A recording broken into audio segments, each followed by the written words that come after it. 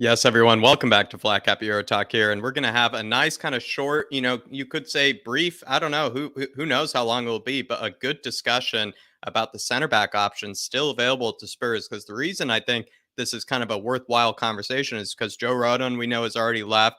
Tanganga is sort of being rumored to leave. Is he even kind of worth kind of considering as a viable kind of backup option to Dyer in case something happens, or Romero? In case something happens. A lot of Spurs fans do believe that we should probably still be looking at another center back. And I know that is a very common belief, but everybody, that is going to be kind of the theme of the show here. But when it comes to, these kind of center back options, I am going to ask, kind of a bit of, early kind of, introduction questions here, to the panel of Darius and Kieran. Should we be signing another center back on loan, or should we be, signing a center back, on a permanent sort of deal? Because we are looking at maybe Gavardio or Bastoni in the future. Kieran, what are your thoughts? I think it all depends on who the player is and what position they are. Obviously, Gavardio and Bastoni seem kind of like that left-sided centre back position. So I feel like if it's more of a central player or a backup right-sided player to replace Sanchez, depend on who it is and what the intentions are, whether they're a starting or a second choice. Then I feel it will vary. If it's a left-sided centre back, I feel like he probably loan. Although with Longley there, it's kind of a weird one. It's like you've already got someone there on loan. If it's in one of the other positions and it's a backup or someone who drastically improves, then yes. Unless we're pretty certain that person improves our team right now, then I feel like okay, yeah, maybe if it's a massive improvement over Dyer, but I'm not really 100% sure who we should get in that central position. I suppose I think we're you'll going to have probably to have some come up with an ideas for us answer. today, Jack. We're going to have to come up with an answer at some stage, Kieran. But Darius, this kind of preliminary question here: should Spurs sign another center back on loan instead of maybe a permanent deal? A permanent deal obviously would be more of a risk.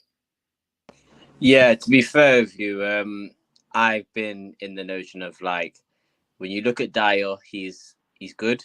I mean, he's not world class, I would say, but I'd say he's a very good centre back. However, we do, in my opinion, need to improve on him. So, like Kieran said, if there's a player there that's available for a good deal who can compete slash potentially take over Dyer's spot in that role, then I would go for him this summer, because we're clearly not going for a left centre back this summer. We're saving that money, saving those funds for next summer. It's clearly 2 targets, probably 3 targets maybe, that they really want to get in that position. I feel like you have a bit more flexibility for centre back. So yeah, maybe for me, no point in going for a young centre back, like somebody who's extremely inexperienced, who maybe fits the profile, but not necessarily the experience factor of it. I think you should go and get somebody who has the quality and also has the experience, who could potentially take Dyer's place, because I do still think there's room for improvement in the back line for both centre back and left centre back. So if we're being smart, go and do business early, kind of like what Liverpool did with Diaz in January. But if not, then I think a loan option would be good as a stopgap. I haven't got a problem with that if the player fits the character, as Longley has shown that he does, in my opinion. Yeah. If you're not going for that, or if you're not going for a player who is clearly going to have competition with Dyer, then I think a loan just until potentially January, potentially even next summer, until you can find a better target. No point getting a young centre back who's similar to Rodon, because then why would you sell him?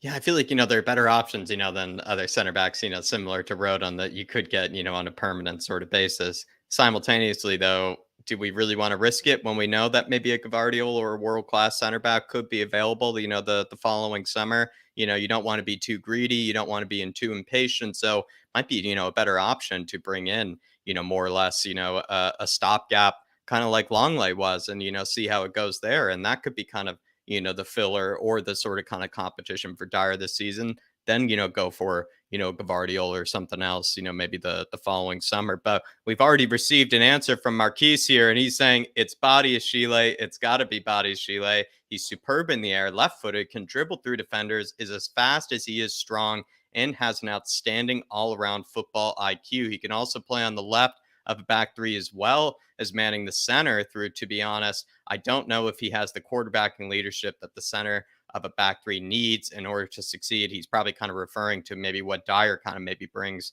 in kind of the middle of that back three there. But he says he'll probably go for 35 to 40 million if he were to go this summer. But in 2 or 3 seasons, he really has the ability to go for double that price plus more. I definitely agree with you there, Marquise. And it seems like that's a sort of answer there when it comes to, the center back signings. And I'm just making sure I haven't missed anything here. He says Badiashile isn't flashy. You'll rarely see him making a hard tackle or even going to ground. He simply reads the dribbler and sticks out one of his very long legs to dislodge the ball. It's actually one of my favorite things about Papa Matasar, guys, is because when I've seen him like pressing players, it looks like, he's kind of one of the most intimidating guys, to, have your back to goal to, because, he has such long legs to be able to poke it away from you that feels like no matter which way you try to turn him, he could so easily just pick it away from you and then just kind of go on a surging run. So I feel like Badiashile, as well as Ndika, and other players, kind of, you even could say a Sven Botman,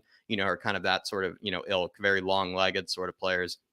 He says, lastly, but also extremely important, his passing is especially good from deep and is exceptional for a center back. So there you are, everybody. Badiashile, I don't want you guys to, give away your thoughts, but Marquise is a very avid comment kind of contributor to this channel and a very big contributor to this channel. Do you guys maybe rate Badiashile as high as he does? Because he is, a big Badiashile lover. I would say this guy could be one of the presidents of the Badiashile fan club.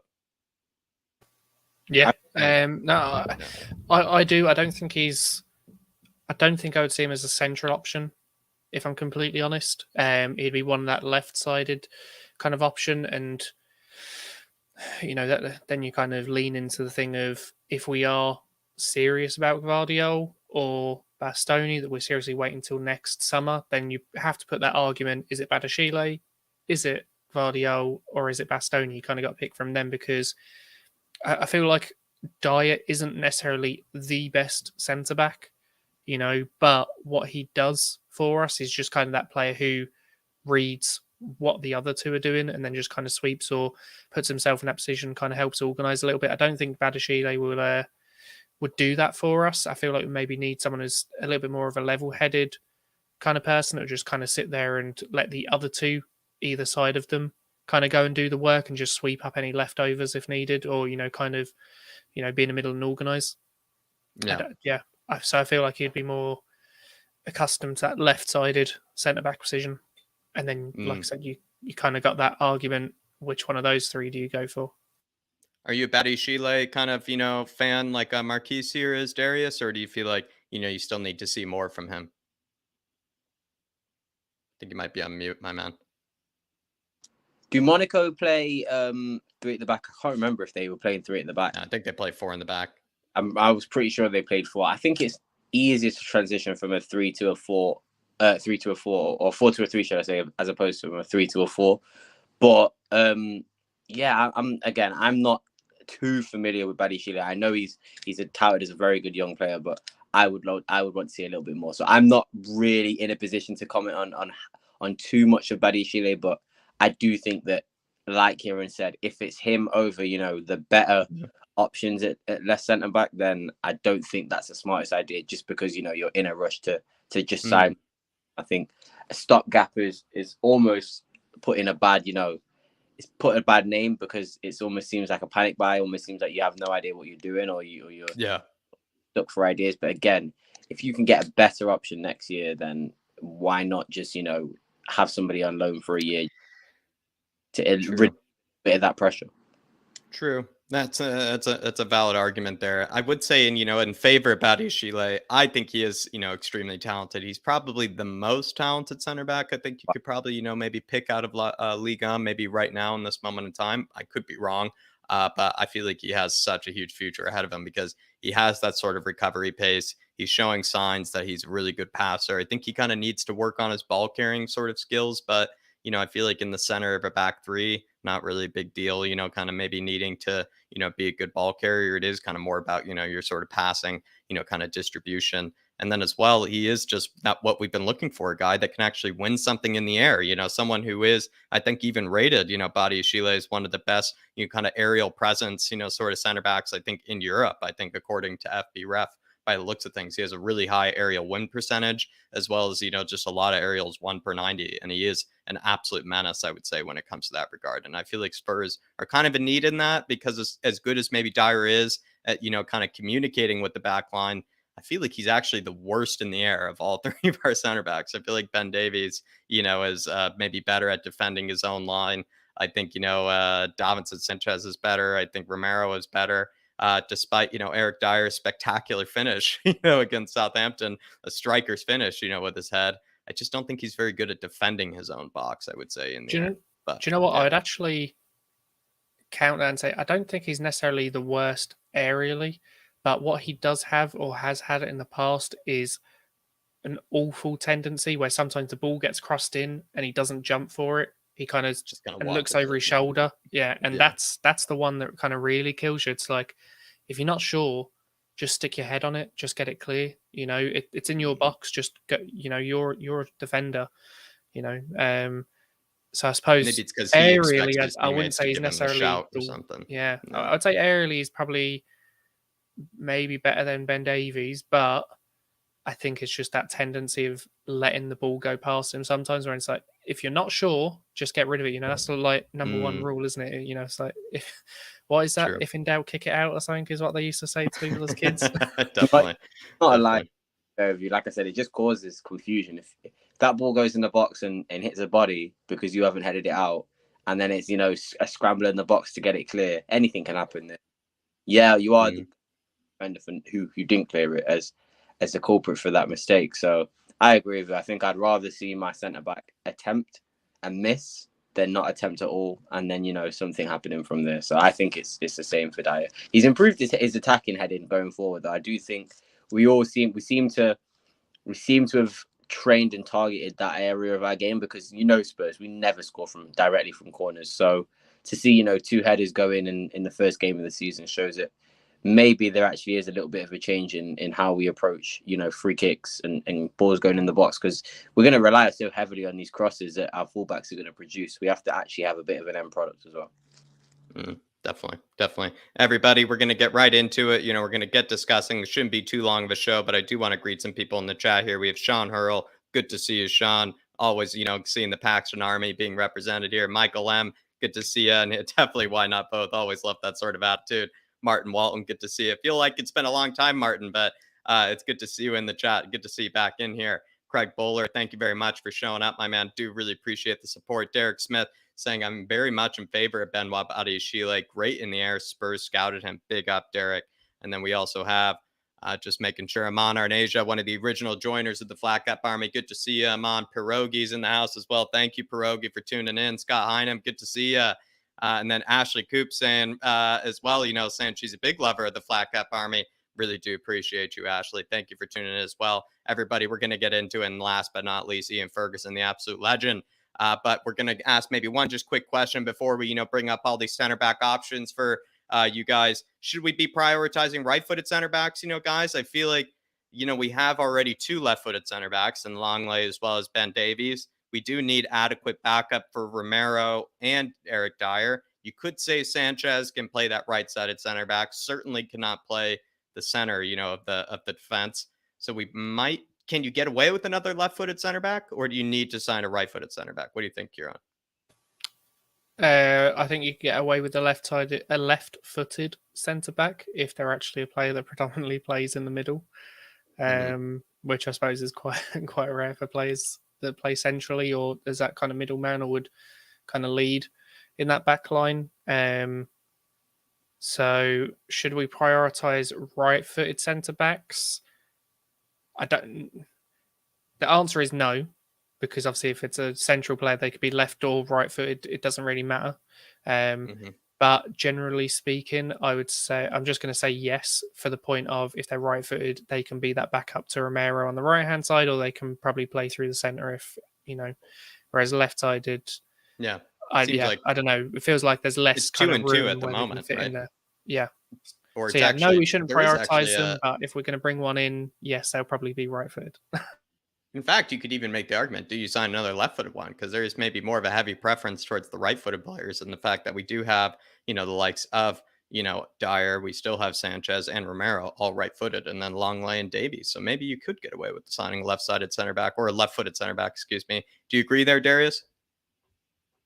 Yeah, I think, to be fair with you, it's this position that we're looking at in terms of like a centre back is more profile, and I know it's kind of repetitive, but it's more profile over the foot of the player. I think if you are on one side of each of a back three, I think it is better to be the dominant foot that you're playing on, like right-footed right centre back, left-footed left centre back. But really and truly, I think the position and foot of this player doesn't really matter as long as they fit that profile of being an organizer, somebody who can shift the defense from one side to another without a line sort of being faulted. So I think it's more about profile and character than actually the foot of the player. But in my opinion, I think, yeah, if I was to choose, I'd like to keep it nice and even, probably have three centre backs each with the same foot. So yeah, I'd probably go left centre back as well.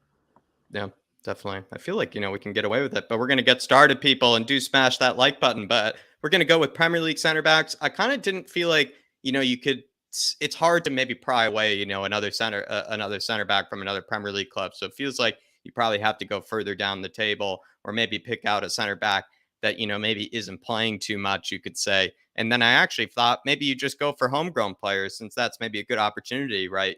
Considering, the likes that Eric Dyer isn't even actually a homegrown player. So you could maybe go for one here. Max Kilman, I think, could technically be available. He is, kind of, I think, brought in for not very much at Wolves. So if you probably just shoved a bunch of money in their face, they probably might take it. You do have, Tyrone Mings. I just included it kind of just, for a bit of controversy, considering, all the news around Gerrard. He could be an interesting Dyer backup because he's around the similar age.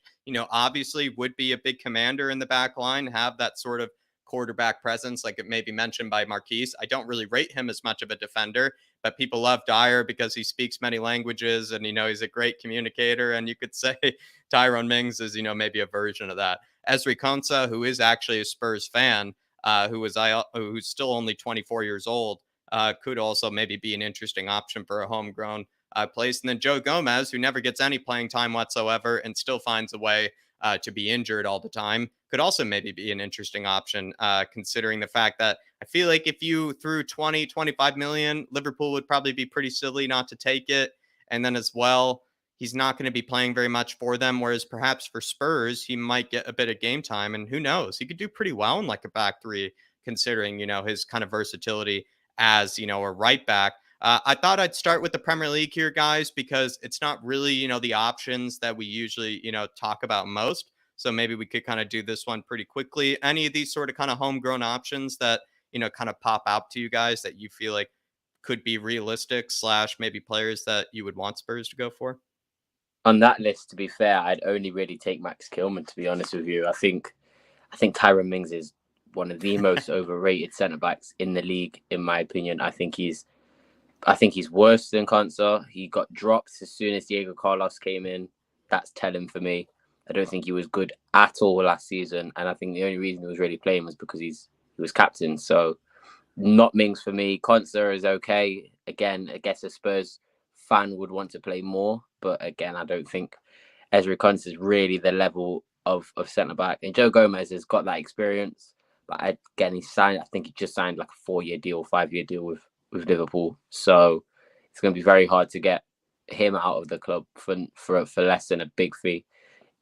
It may be recency bias, but in my opinion, after watching them play on the weekend, Joachim Anderson would be an amazing choice of centre back for us to get in. I know we were linked with him before, but just seeing the way he plays and how actually incredibly insane at long balls he is, and his distribution is just next level. I think he'd sort of fit quite well in Conte's system as a centre back, and has better distribution than Dyer. And as you see, we still do use Dyer as a a point of creation almost from the very back. So yeah, I actually think he would be the perfect centre back to get in from the league. But from this list, I would definitely say Max Kilman is my first choice.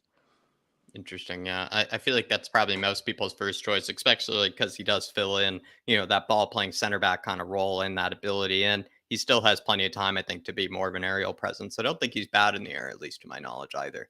But, Kieran, if you were to pick any of these homegrown options, it's nice that, maybe we start with the homegrown options. Would you take any one of these players? I feel like you could take each one of them for different reasons, which is why I kind of chose these ones. Max Kilman, like Darius said, maybe the most talented. Joe Gomez, very fringe player, maybe wants, game time, somewhere else. Ezri Konsa, huge Spurs fan, still quite young at 24. Tyrone Mings, like I said, fills that sort of leadership, void if Dyer isn't available, in the center of the back three. So which one would you take? From this list, I don't even know, to be honest, from this list. No to all of them. No to all of them. Like, I wouldn't take Joe Gomez. I wouldn't take Tyrone Mings, personally. There was a point, not last season, but the season before that, Ezri Konsa was one of those defenders that people were kind of getting a little bit excited about. Like, okay, could he potentially be a decent defender? And then all of a sudden, last season he's been poor. Obviously, the weekend result wasn't great for him. I mean, he is in the squad ahead of Mings. So, yeah, it's kind of one of those ones where maybe you could get him, the way that Conte has improved defenders, but he's a right-footed centre-back. I don't know if he'd be the one in the middle. He's a bit young to maybe lead from that middle. I mean, he could, but generally speaking, the more experienced older players are probably better in that central position. So I'm not sure about him. Kilman, obviously the left-footed one, so you could potentially say, okay, well, he could be kind of that, replacement for Davies, in a season or so. And then obviously you would still have someone ahead of him, so he'd be that backup, and you kind of secure him at a cheaper price maybe now. But I'm still not 100% sold on Kilman. I think he's a very decent player, but is he able to take that step up to top kind of, that top 4 level Champions League level? I'm not 100% sure. Obviously, we're excluding people who haven't moved to a club in the last year. I think it's entirely possible, don't get me wrong, but I just don't there are not too many examples that I can think of players that played well for their club that just moved to that club and then they just get bought the following season. We're not talking about players that moved to that club, played poorly, that then we could buy, like in the case of Joachim Andersen, Mark Gahey, etc., or Hincapie at Bayer Leverkusen. These are players that all have played well in their debut season for that club. And so it seems a bit kind of crazy to then buy that player, immediately after they just moved there. It's realistic to buy them 2 seasons, the following season after that. I think that's totally within realms of possibility, but I just can't remember too many occasions where like a player just moves to a club for like a decent fee and then all of a sudden just leaves the following season again after having a terrific season. I think actually the only example I can think of is maybe like Ousmane Dembele, like way back in the day after moving to like Borussia Dortmund after having a great season there. So I don't know. There's not too many examples I can think of. So maybe I'm being a bit harsh, in that case, but I'm trying to pick players that I think are totally within the realms of possibility of like, getting now, even if, they're not maybe, very likable. What I will say is obviously the reason I was pointing it out is because obviously I know a lot of people will look at this and go, kind of question why Mark Gahey is here. And obviously when we say Premier League, this list is kind of homegrown players or homegrown centre-backs within the Premier League that haven't moved to a club within the last year, because that generally they're less likely to move. But I was going to point out, if we're going for homegrown, maybe I'd try for Gahey, but obviously moved within the last year, so maybe unlikely unless we, offered huge money. The only player I could even think of that's homegrown that you could maybe get cheap, that could kind of rotate maybe even with Dyer for this season because of the amount of games we'd have, is potentially John Stones. I know a lot of people won't like that, but possession-wise... Yeah, I thought about him. Possession-wise, if you look at statistically over all of his seasons with City, okay, yes, they're with City, but in possession, he is very good. He's actually quite decent aerially as well. He was John bought Stones, originally from Everton because he was good in possession, I think, by, Pep Guardiola. And the thing is with him is we've seen the likes of Jesus, Zinchenko, Sterling, all players that are kind of not really getting minutes at City, now looking for the door as City are starting to bring in those younger players. John Stones is 28 at the moment. Obviously, centre backs now are playing into their 30s. So it's maybe one where you question, if you put a bid in, would he be tempted to kind of move just because he sees, okay, maybe there's Conte, it's an interesting project, and I can probably get into that starting 11, and I want to play more minutes now. We only played 14 games in the Premier League last season. Obviously, played more in Champions League and cup competitions when you add those on, but he's not a starter in there, and he'd probably look at us and think he could start over Dyer. Or at least get a lot more minutes than he currently is. So maybe that's one, and you could potentially get him on the cheap. A lot of people are very underwhelmed by the choices I made here. It's because I was trying to be realistic and, maybe just shows there's not a lot available in the Premier League. So I think we'll move on. But John Stones people, I think that's probably the best that you maybe could get, realistically. Moving on to the Serie A, I kind of found 3, available options, to Spurs here, for certain players. Of course, De Vrij, we know, has that, contract expiring in 2023. Who knows? He might just leave for free the following season, but 15 million, I think, was sort of the quoted price. That is obviously his evaluation according to Transfermarkt, which I think is a bit generous, if you ask me. Roger Ibanez, I think, is a very good player, very good ball-playing center back that plays for Jose's Roma. He was exceptional, actually, for Fonseca's Roma as well. He's actually a player that you could technically get.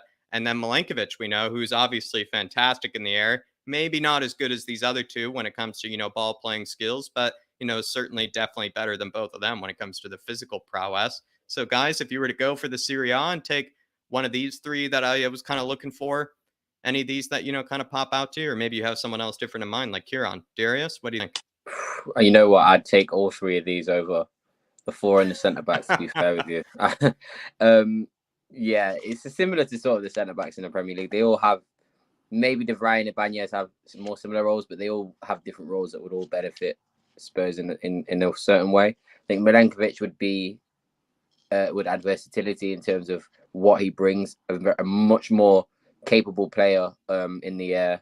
I think going forward in terms of corner set pieces would pose a threat. He's a physical specimen as well. I think he's very, very strong, very 6'2" or 3. I'm not sure. He might be even taller than Milenkovic, I think he's like 6'4". Yeah, I think he might be taller than that. So yeah, he's definitely a capable player to adapt to the Premier League, and it's his physical capabilities and also in terms of quality. I guess he's not the best ball player, and I agree with that, but I think he's still capable of playing out from the back. And again, in a 3, you aren't required maybe as much to do that, so he may get away with it. De Vrij, I think, would probably be the best fit. Obviously most expensive, it seems, but I think would be the best fit. Ibanez would be more expensive, I think, in my opinion, maybe, but De Vrij would be the best fit. Definitely, the experience of Conte, experience as a centre back, experience in the top level, I think is quite an underrated centre back, in my opinion. I know that Bastoni and Skriniar get a lot of the plaudits when it comes to that back 3 at Inter, and to be fair, they deserve it. They're both top of the range centre backs, and if you're looking for the highest of quality centre backs, you do go to those 2. But De Vrij more than kept his own with those 2, and was a completely capable centre back in that back 3. So I think he would be a great addition. And Ibanez, I was very surprised by Ibanez. I didn't really pay attention to him until last season under Jose. I didn't even know he was that good under Fonseca. So again in the friendly, he was very, very physical in the air.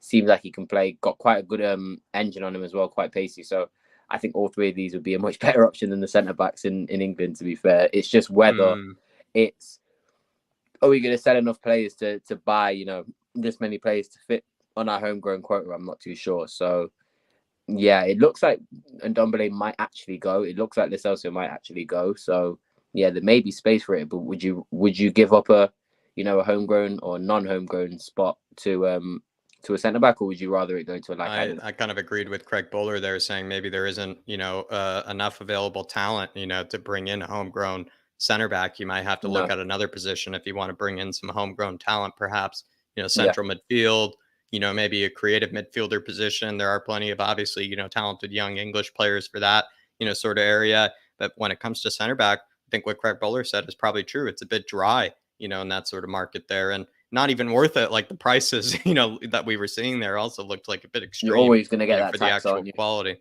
Yeah, and if you are going to overinvest, if you are going to overpay, kind of want to know that it is going to be more top of the line. A lot of people seem to be leaning towards Milenkovic here, which I think is, kind of a safe bet, when we know what he could offer. Like we said, that physical sort of specimen. Kieran, do you have any strong preferences here if you were to go Serie A? See, the weird thing is, right, you're not going to get anyone better than Romero for that right-sided thing. So Mm-hmm. for me, with these options, I actually feel like De Vrij is at that point in his career where he's actually starting to decline. He's at that point where he's just about to hit that point where he's going to start to decline a little bit. I personally feel.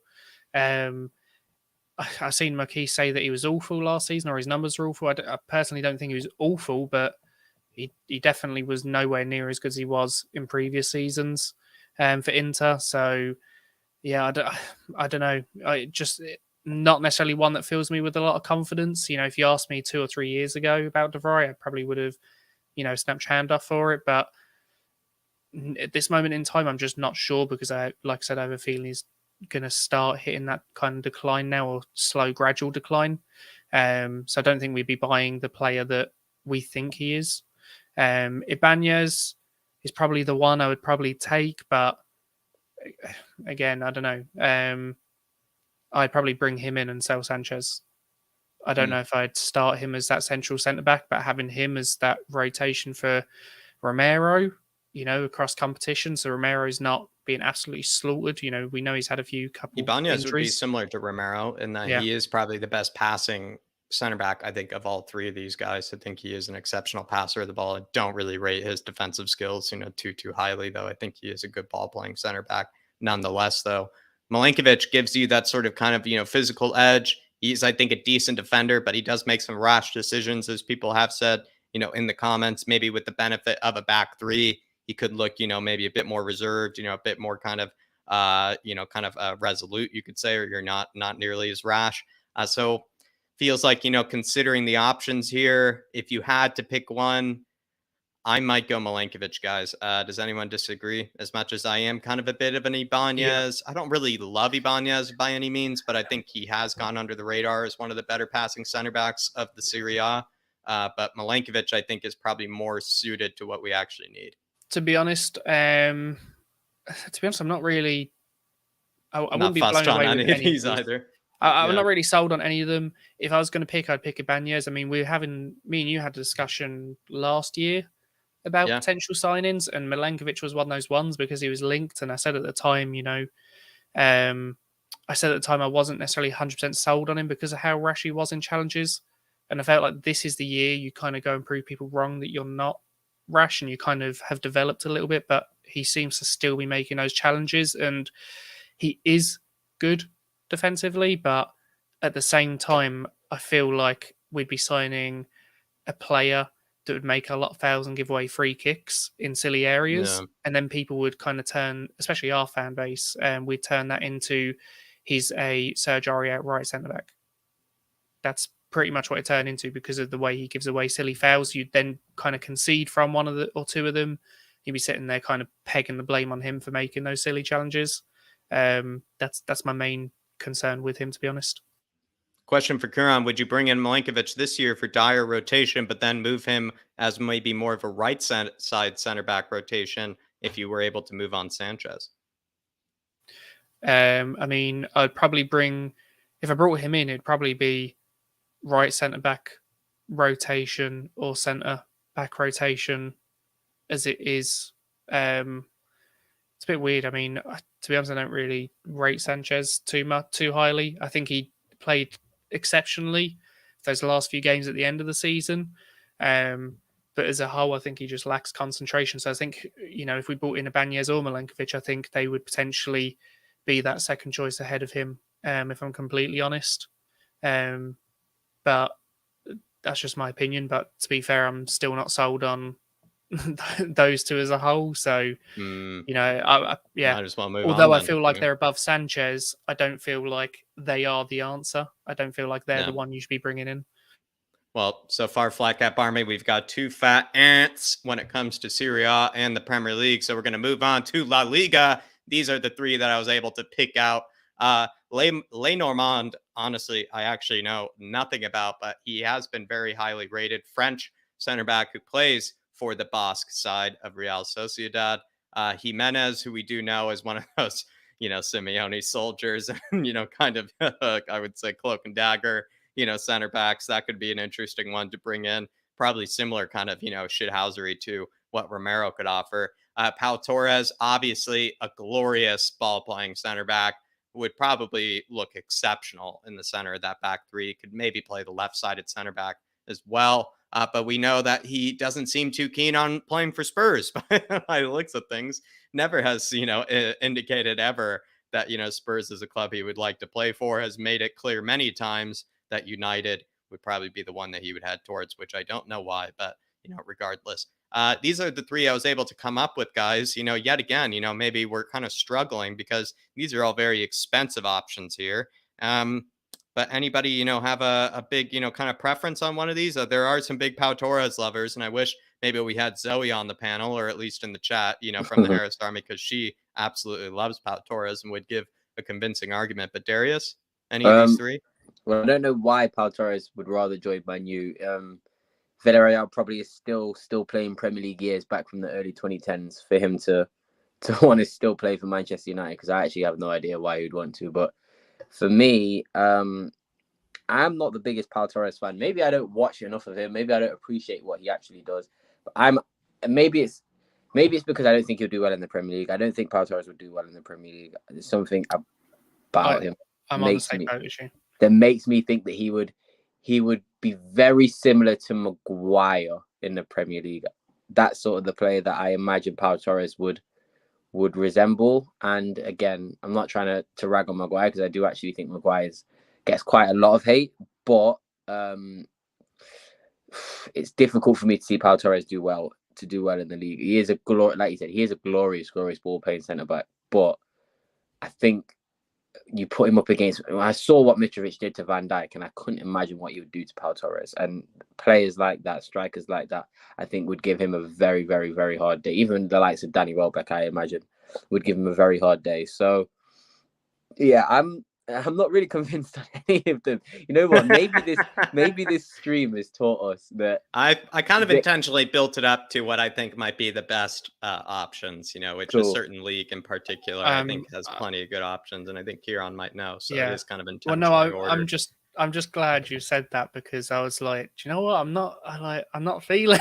I'm not like, feeling. You know what it is? I feel picky eaters today, lads. For picky eaters, all this time making these graphics. He's made it look amazing, and now we're just sort of just ragging on the choices. Honestly, Jack, it's not your fault, mate. We can see why now Paratici and Conte have really been meticulous about who this centre back or who these centre backs that are going to come in are, because the price is I've just handed them a bacon cheeseburger, guys, and they just want brie, they want pretzel buns, they want Applewood smoked bacon, they just seem to be a bit picky eaters here than I expected. So we're gonna have to. I said, look, it's just been a long day at work, Jack. It's not you. It's honestly, just the options. It's just the centre back options. It's not you. It's not you. If we're struggling like this, then I don't know.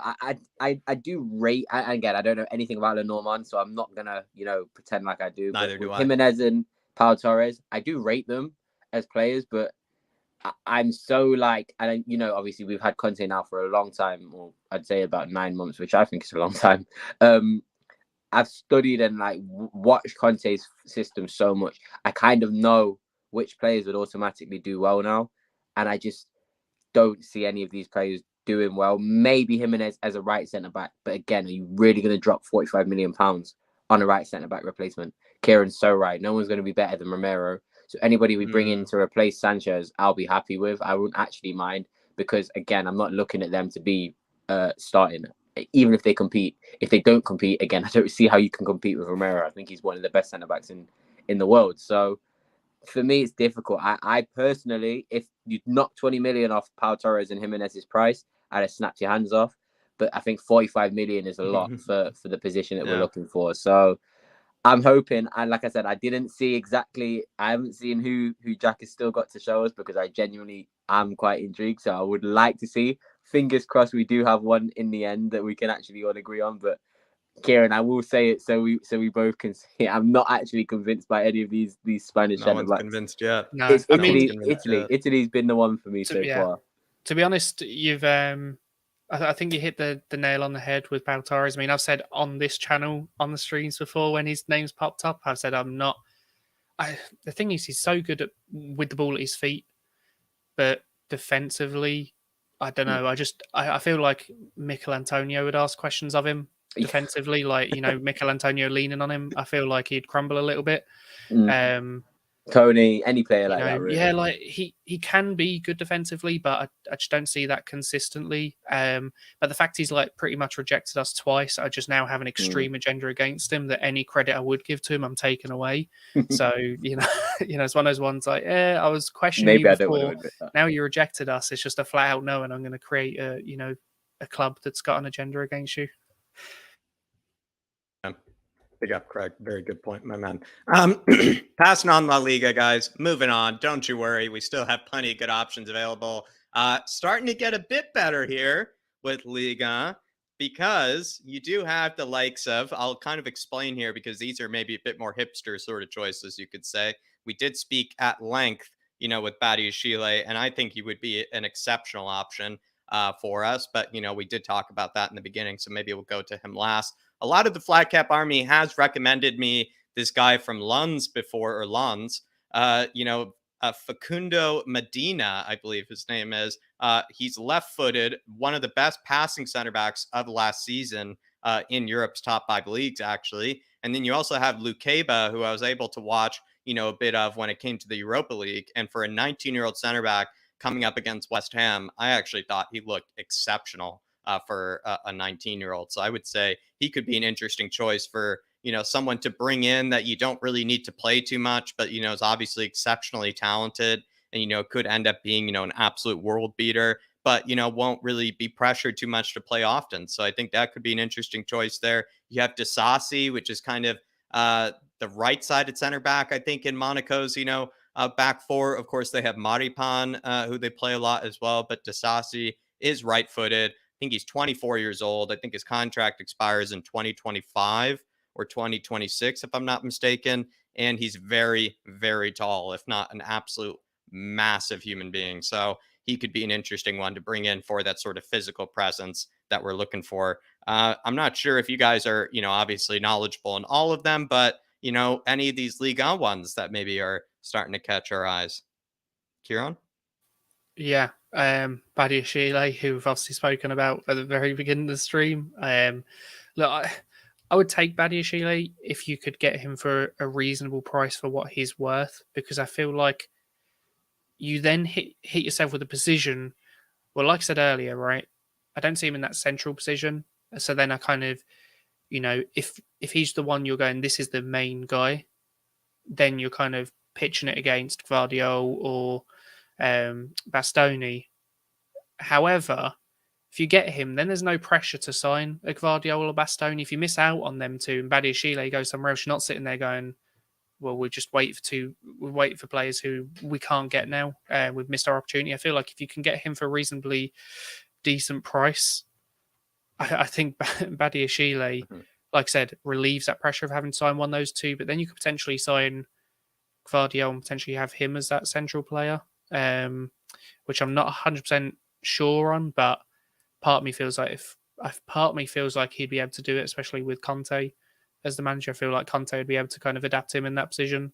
So yeah, Badiashile, I don't know much about Lukeba, to be completely honest. Can't even remember his performance against West Ham. I did watch those games, but I can't remember his performance. So I'm not going to sit here and tell you I know about him because I don't. And the same with this Monaco player. I don't know too much about him either. So for me, Badiashile, Facundo Medina, I've heard his name. I've seen him play twice. I don't really have enough viewing experience to tell you he's a good player. So for me, Badiashile is the only one I'd know and I would take him. The only ones I can say that I confidently watch more than 90 minutes of football of are Badiashile and Lukeba. With Lukeba, I actually feel like he could end up being, one of those center backs in the next 2 years that will go for some huge fee of some kind. I do see that happening. Badiashile, we already know, like we said at some length. Disasi, I've seen him like in cameos. I watched that PSV Monaco game last night. He looked decent, at moments. He's just absolutely massive. And so I decided to include him in the list kind of last moment because I was a bit desperate. And then Facundo Medina, like I said, is just very well recommended by the Flat Cap Army, especially when we were, in need of, left-sided center backs last January.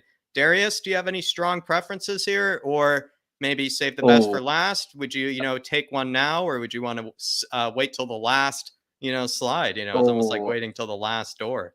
I'm kind of in the same boat as Kieran, and the only thing I want to mention in terms of this slide, because I think Kieran made a good point slightly earlier on. If you were to sign, Guardiola and then maybe potentially, or it might have been you, Jack, I can't remember who it was, Lacaba or Badiashile as potentially a backup to Guardiola, I'd be happy with that. However, after that Ben Davies performance, against Southampton, I'm struggling to see that guy drop his level for another 2 years or so. I agree. And I would rather Ben Davies as a backup to, a Guardiola or a Bastoni than Badiashile or someone like that, or Facundo Medina. So I don't see the point, like you said, in terms of the fee. The only thing I kind of want to mention, now you brought all these players up, the level of quality and depth that the French have for centre-backs is beyond ridiculous. I mean, off the top of my head, I'm thinking of Badiashile, Saliba, Konate, and Upamecano, all young French centre-backs.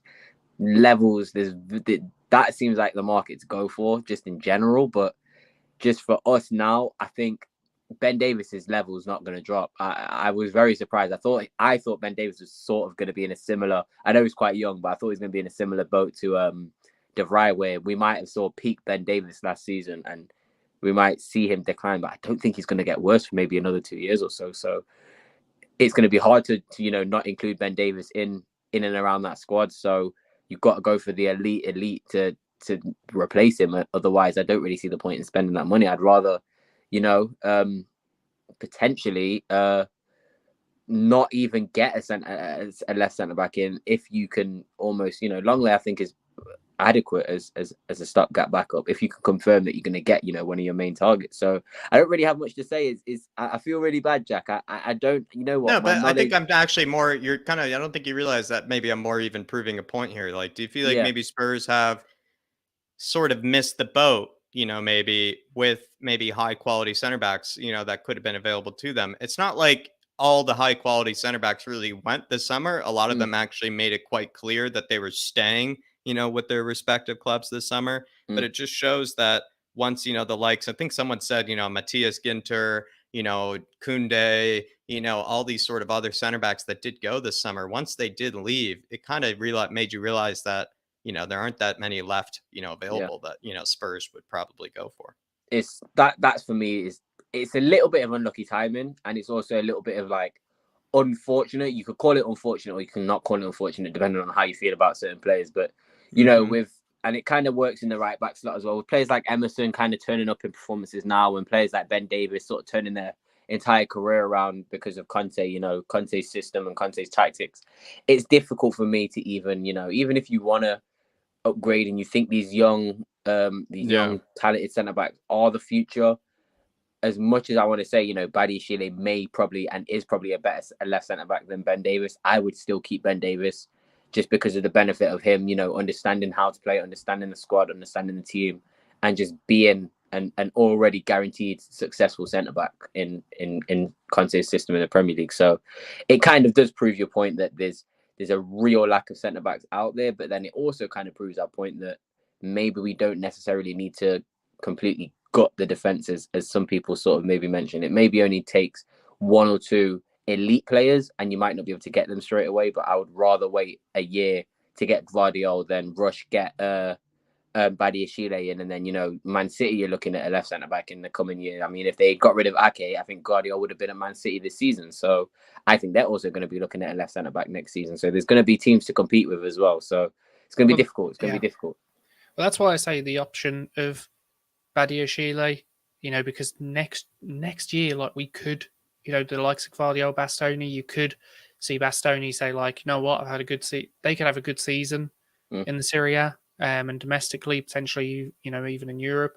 and he could just decide, you know what, no, I want to stay again. Then your only option is Gvardiol. Well, you've already seen other clubs sniffing around him. You know, is Gvardiol going to join a Man City or is he going to join us? And would you blame him if he joined Man City as well? Yeah, and that's the thing. So that's why I say like it's potentially a good option. You know, you kind of take the weight off of your shoulders a little bit. I'm not going to speak because I just feel like that's one that maybe takes a little bit of the weight off the shoulders of, okay, we don't need to sign this player, but let's try to. But yeah, I don't know. What's your thoughts on potentially, and I see Spurs doing it often now. Obviously, we did it with Pape Sarr and Destiny Udogie, where you confirm that you can get that player by signing him, but you loan him back. Do you think that, you know, while we have Longley as a potential stopgap now, and, you know, you cannot confirm that Gvardiol is going to join your club, would you potentially look at maybe getting even a cut price for him, sending him back to Monaco for a loan? I know how old is Badiashile again? Is he really young? 21. Yeah, I think so he is pretty extremely young for a centre back. So you think about it, you prioritize him by saying we want to sign you, we will sign you, but we'll send you back. And then obviously when Longley goes next season, there's that gap there potentially for Badiashile to fill in. And then at least then you know, if you don't get Gvardiol next season, because you can still go for him. If you don't get Gvardiol next season, you've got Badiashile confirmed and he's in there. He's had another year of experience at a high level team. He comes in for Longley. If not, he still comes in. You then potentially could get Gvardiol, and also, worst comes to worst, you know, you could, like Kieran said, it may be rare, but you could turn him over for a profit, I think, quite quickly if you really, really wanted to, if you have no space for him. Yeah, so I agree. Potentially, like, signing him and sending him back on loan could be an option just to, like you said, solidify that future of our centre-back role. That could be realistic. I think Monaco would accept that. I think Monaco are going to probably come to terms with selling him either at the end of this window or selling him probably the next summer window. So that could be a realistic way, I think, to go about it, actually, Darius. Do you know the thing? The thing as well is that it's not like with that deal as well. You know, I hate to give him credit, but you know, William Saliba has obviously done well. You know, last season, that's a player who realistically Arsenal probably should have kept in their team last season because he is better than Benoit, in my opinion. But yeah, look, they didn't keep him; they loaned him out, and he's done well. Now he comes back and he looked pretty decent against Palace, and I think he'll do well for them this season. I think there's potential to buy a player that could potentially slot into this team now or rotate in this squad now. That if you're willing to loan them back to teams, that they'd potentially take a cut price, just purely because of the quality of the player. I think you can get a cut price if you do that loan option back, because you can buy someone's best player towards the end of the window, and then they can realize that, okay, we're going to have to find a replacement at some stage, but you know, it's not going to be so last minute that we can't get a replacement in time.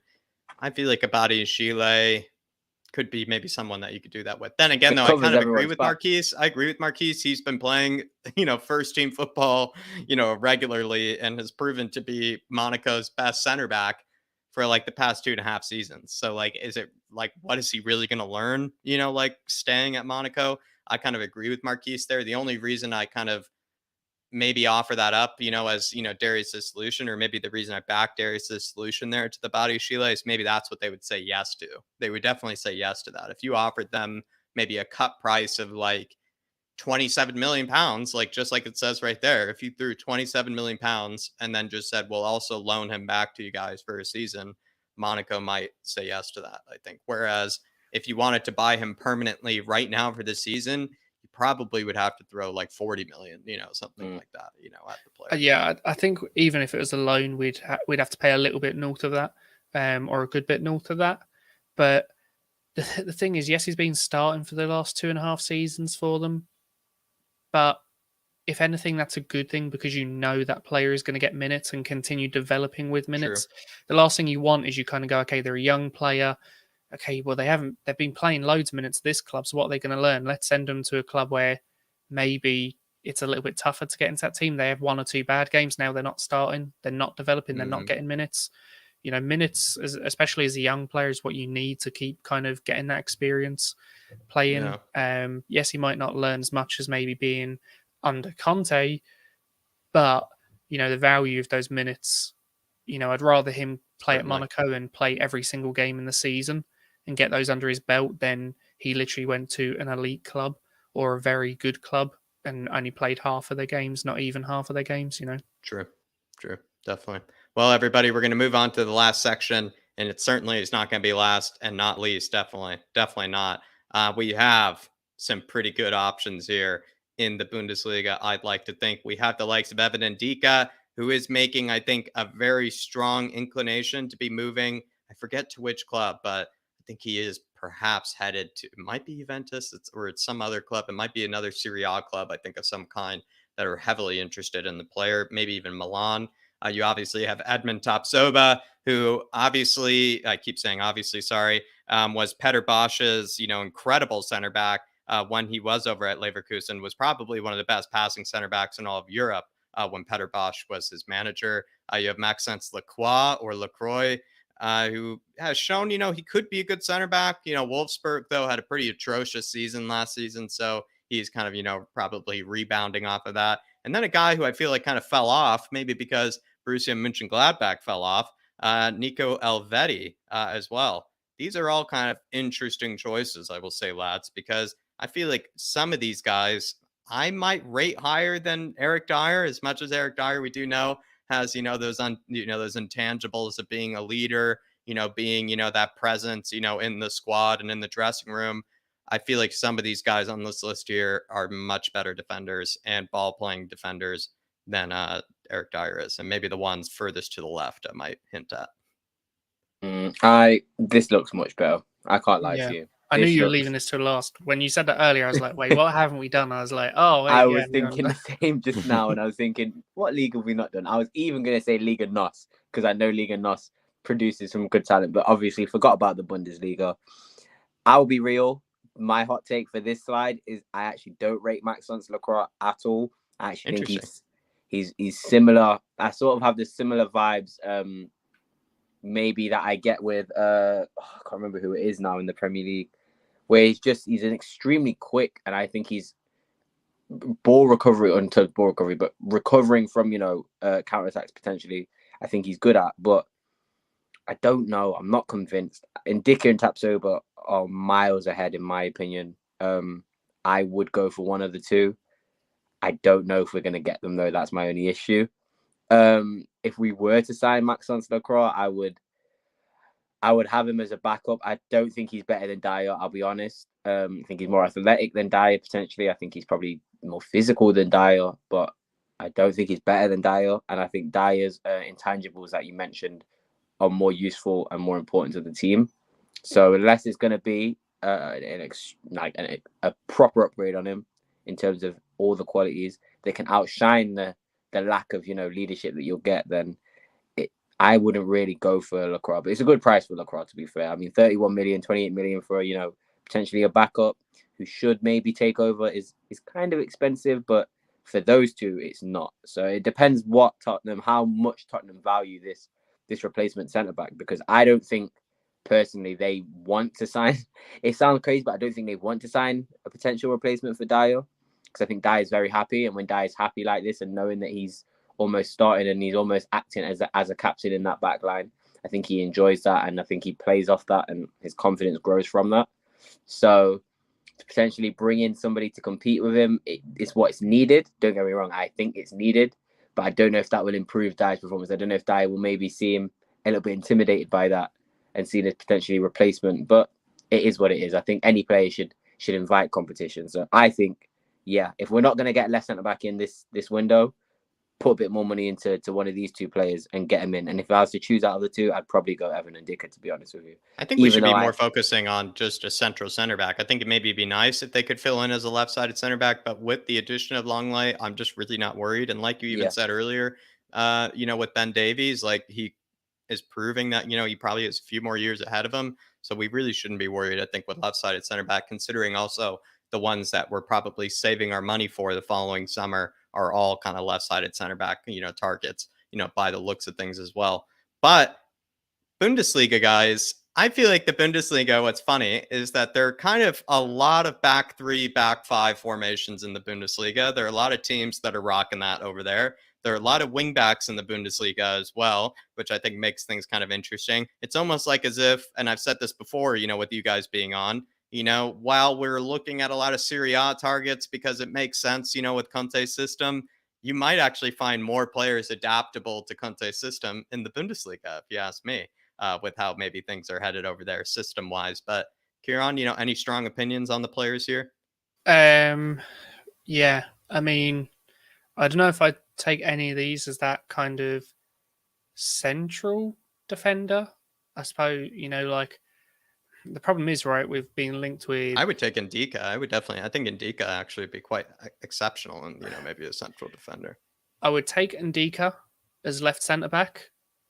I think he'd be better in the center through the left. I think he'd be better. In fact, I think with Frankfurt, he's sort of doing, I think he's doing a job as a left side center back because the man's like 6'5". I think, he's definitely doing, a lot by being asked to be a more progressive sort of center back on the left. In fact, if you had the option, you probably would, want him maybe not to be as mobile or not have to, maybe come as far out of the back line just because he is, kind of so big and huge, and he might not be as agile as probably someone like a Ben Davies or someone like a Gvardiol who would be really agile and be able to, kind of recover in case something happened. I think you want Ndika through the middle because he offers that kind of exceptional presence, and he's one of the best sort of one-on-one defenders, if I'm not mistaken, I think, in kind of, at least Europe from last season. So if you put him through the middle, maybe that Ronaldo situation, from last season, it doesn't happen. I think so I feel like he's better for the middle. I think actually, you making a case about him, being such a presence, against dribblers and runners and things like that. I think actually that's probably more why I play him towards the left than the centre because that's more likely where you're going to face the wingers, or the fullbacks overlapping or coming inside your fullbacks, or if your fullbacks are high up the pitch and it's a counter, that's where you're going to be facing the wingers looking to kind of cut in or put a ball across. Generally when we're playing a back three, there's not really players running straight down the middle at us. It's generally kind of players from those wider positions, or chances being created from those wider positions. Personally, I think the best defender on this list that I would take is probably Tapsoba, but even then I probably wouldn't play him as that central kind of leader defender. He'd probably be more a right-sided player for me, and the problem is, right, Leverkusen, we've been linked with Hincapié as well, or Hincapié. The problem is they play in a back four, so obviously Tapsoba against Dortmund on the weekend played on the left. Hincapié, he played on the left of that centre back. Those two centre backs, sorry. But then he's not really a left centre back. So adapting from a back four to a back three is where do they slot in that back kind of three centre back, and I don't think he'd be that leader central player. I think he'd probably be the right sided of the three, if I'm completely honest. So. Mm-hmm. Obviously, one of the players, obviously, that people have been saying about is obviously in the chat is obviously Mohamed Simakan, but obviously he's only moved to Leipzig. Again, guys, I totally agree. Year, I think probably all the best options in most cases are probably the players that moved to their club in 21-22. I'll just kind of reiterate this. Give me an example of a player that had a terrific season with their club that they just moved to last season and then moved to another club, the following season. It just doesn't really happen. It usually requires another extra season on top of that. And then they maybe might move on. Even Holland, didn't, move right away, after having, that terrific spell, at Dortmund. He still stayed, a whole season before he moved, to Man City. So I think we have to maybe come to terms with. I could be wrong. Maybe I'm being a bit stubborn here or making it too hard on myself, which I love to do on this channel. But it is kind of just something that I'm just not too well aware of, players that had great seasons with, or even okay seasons with a club that they just moved to for a big fee. And then they moved the following season. Even Upamecano, who kind of unimpressed, I would say, at Bayern. I don't expect him to be leaving, this, summer, because it seems a bit crazy, for them to sign him and then to release him the following season and everything. It's just my personal, opinion on how transfers maybe just work, at least to me. But if the price is right, like Dinklesy Torque says, for sure, if you give them, if you shove enough money in their face, absolutely. I think part of the problem that we have is that there is a lot of options that we could potentially take for, or players that we could get that are decent players that would slot in on the left or the right. But for me, it's just like, what player is going to slot in that central position where Dyer is and keep Romero calm and keep the other players calm and just kind of marshal that back line? It's so difficult, isn't it? Because I feel like the profile, and I can't describe the profile very well, but when I think of a player who would do that role well, you need a player like a Marquinhos type of player, and you have to spend a lot of money on a player in their prime who's almost a captain for their team. You're never going to get a player cheap for, the player that we want. We're quite lucky with Dyer, where obviously he was in the club already. He's not the best at what he does, but it's almost like a budget version of what we really want. And any player that, you want to do that role where the intangibles are there and the quality is there and they're sort of a commanding centre back, I think it's going to cost you north of like £70 million for a prime player like that. Like, I don't see, like I said, your prime Ramos is where they're the centre back who you sort of work around, and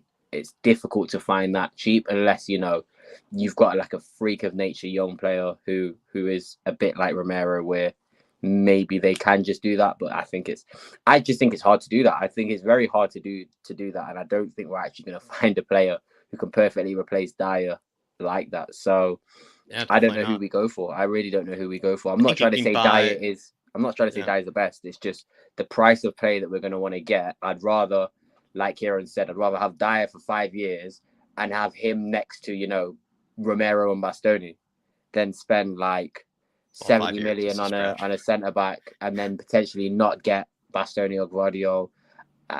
I'd rather have the leadership and then surround him with 2 elite centre backs. And even then, I don't think Dyer is terrible to the point where he's a burden on the team. So, yeah, that's my planning. If you can get elite midfielders in front of Dyer, elite centre backs around him, then you shouldn't really need to worry about the defensive or the lack of defensive quality. I feel like maybe 5 years is a stretch, but I'm not going to maybe pick you on that number there. I think 5 years is a stretch. The thing is, a lot of people, like we just said, it's probably hard to find that player in the middle. A lot of people are throwing out Wacom Anderson, but I think a lot of recency bias comes into that. Because let's not forget, we were linked to him a year ago. We didn't sign him. Palace signed him, and everyone's like, oh, well, we missed out on that. Season started, and defensively, he was quite slow. Yeah, he was being beaten quite a lot last season, and everyone went silent in our fan base. Everyone that was going, he's the one, went silent when he was putting in these poor performances. He's put an amazing performance against Arsenal on the open day, and everyone's gone, oh my God, he's the one again. And I just wonder, when he puts in that first bad performance, are those people going to go quiet again, or are those people going to go, no, it's only one bad performance, trust me, this is the guy? I know, because we've been linked to him more than 1 year now. And the thing is, he's on the ball, he is very good. We've seen that against Arsenal. But defensively, he is a little bit on the slower side. And last year, he wasn't amazing. He was okay. He was decent, but he wasn't amazing. He wasn't anywhere near the levels that he produced on Friday. Yeah. And that's why I think that a lot of recency bias is coming into that. I do, however, think that potentially he is that option. However, he's got to show it a little bit more this season, that he's that option before you can kind of put your finger and say he is the one.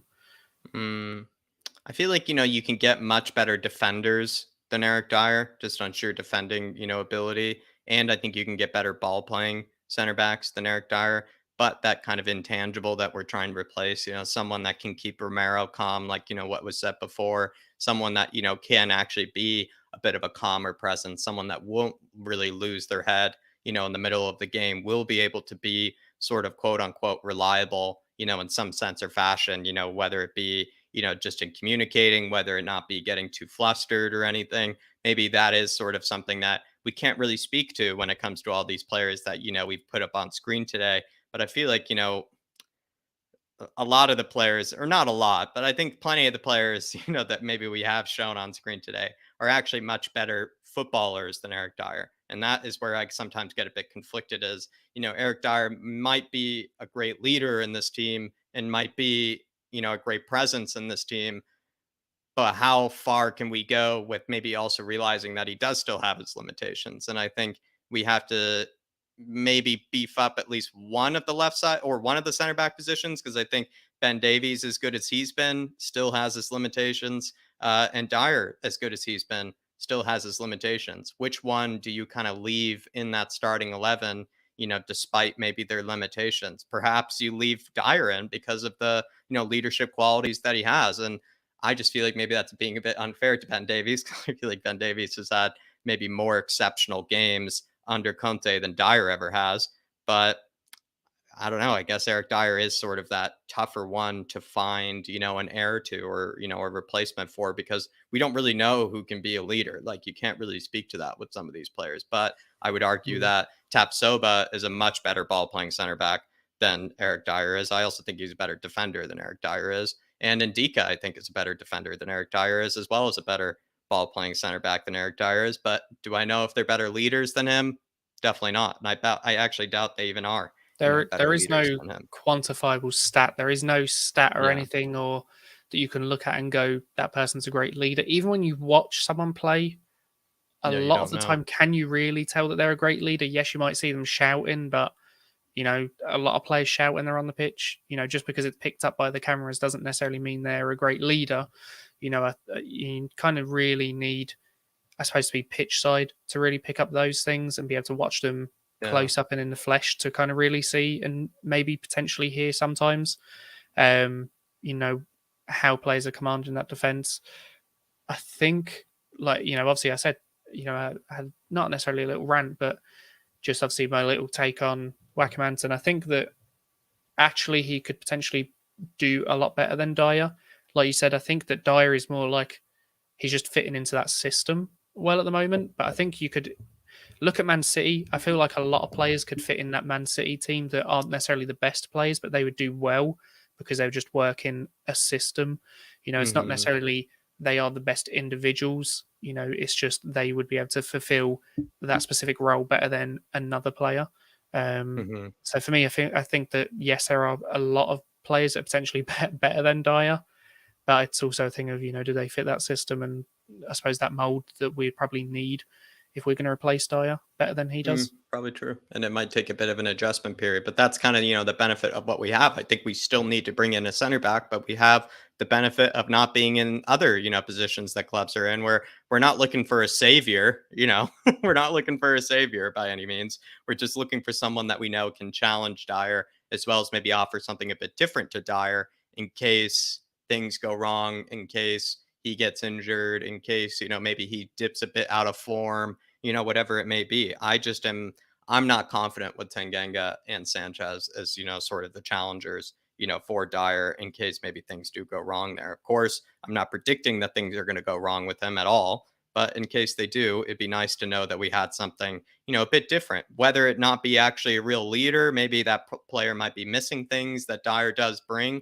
It'd be interesting to have another center back option, I think, available that we know is actually a maybe much more talented or much more gifted footballer than Eric Dyer. I think that would be kind of interesting. So if I were actually to pick one, lads, of the options that we have put up on screen, and again, of the options that did not move, to their respective clubs, last season, I would probably take Ndika or Tapsoba, but I feel like that's just because I know they're probably the best footballers of all the center backs that I think, maybe we've looked at. Badiashile, now that I look at him, he's probably very convincing as well.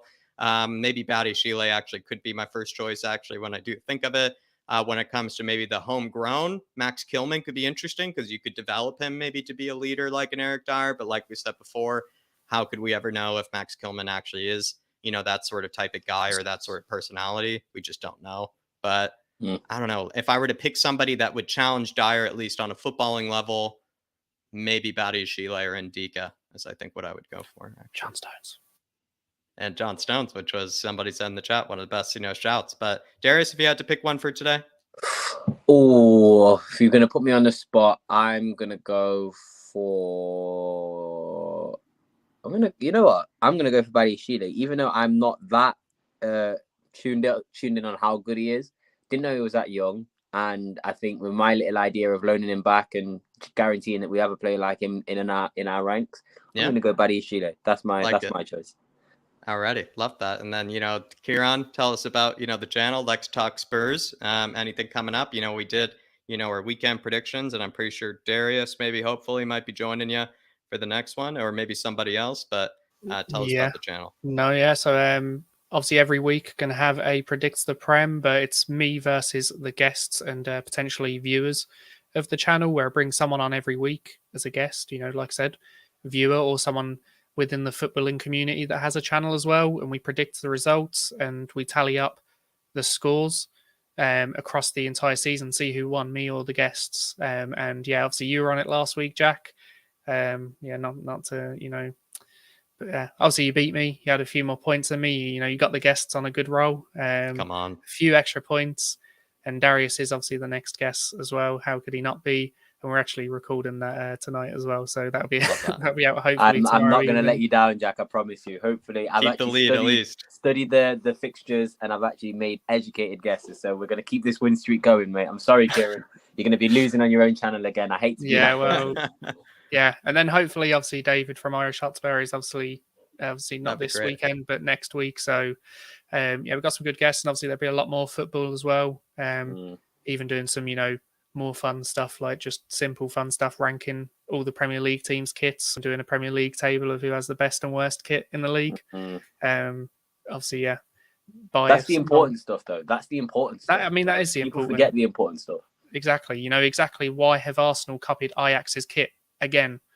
I know. And why do those should be the real questions we're asking. That's why they're 20th in the league by default, because they copied another team's kit. Come up with your own style. Love that. Absolutely. Darius, Paxton Road, anything coming up? Well, I wish Paxton Road had thought of a kit, tier ranking system, because I would have been on that video. So hopefully, Kieran, if you haven't got anybody planned, I will join you on whenever you do that video, because I'm very much passionate about kits. But no, Paxton Road, to be fair with you, we've always got something going on. As I say, we've got review shows on Thursday, just because Sid says it's on Friday.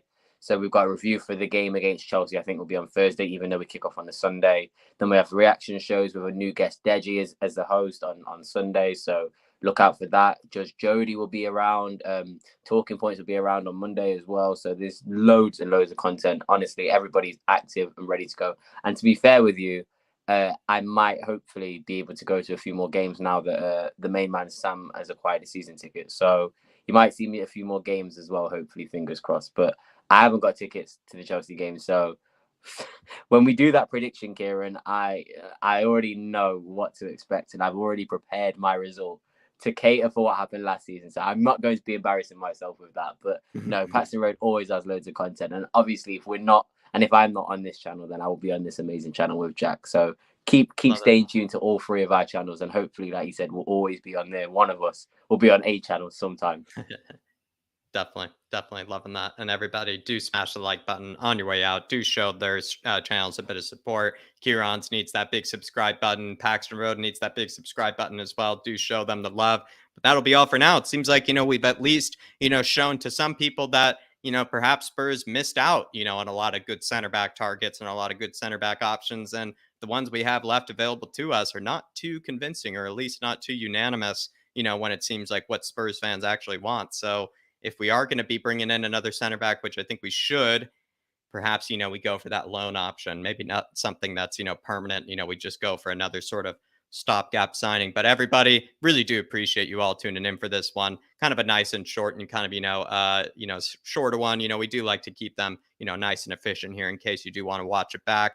But that'll be all for now, everybody. Come on, you Spurs. In Conte we trust. And I will be seeing you. Come on, you Spurs.